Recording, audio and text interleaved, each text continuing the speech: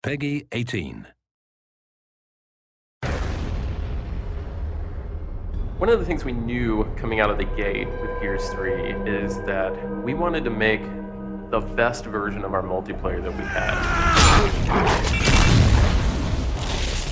It's taking it to its max. Like, the thing for us is we've had the most time to polish that we've ever had.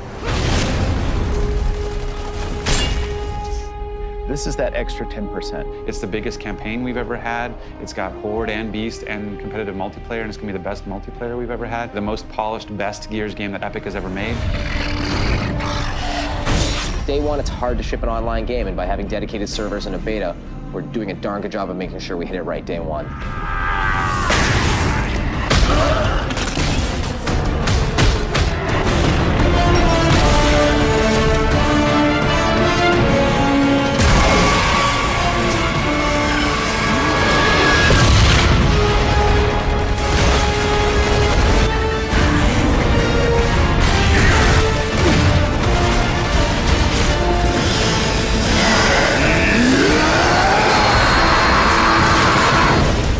People ask me all the time, is Gears 3 going to play like Gears 1 or is it going to play like Gears 2?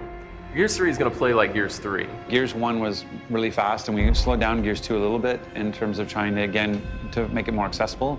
And we felt like, you know, I think a lot of feedback we've gotten from players is that we felt like the pendulum swung too far, and so we've found this middle ground. I think we found the sweet spot.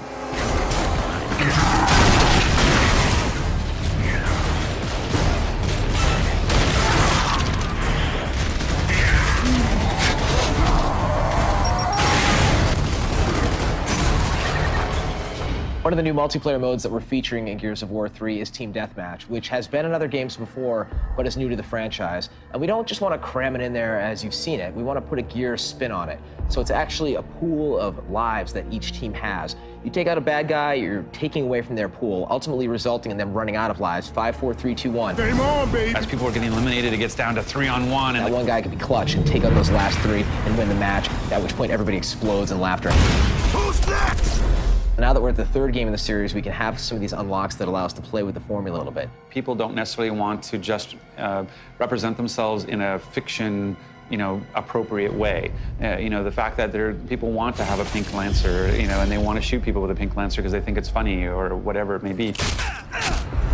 One of the incredible benefits of being able to do a beta for this multiplayer is that it's going to allow us to polish the entire multiplayer experience. We have put so many hooks in this game to know how many people are being hit with which weapon's doing the most damage, who's being downed on which part of the map, who's being executed, are people executing. All of the stuff is being compiled in the back end so we can look at that and make a proper decision about how to balance the full game.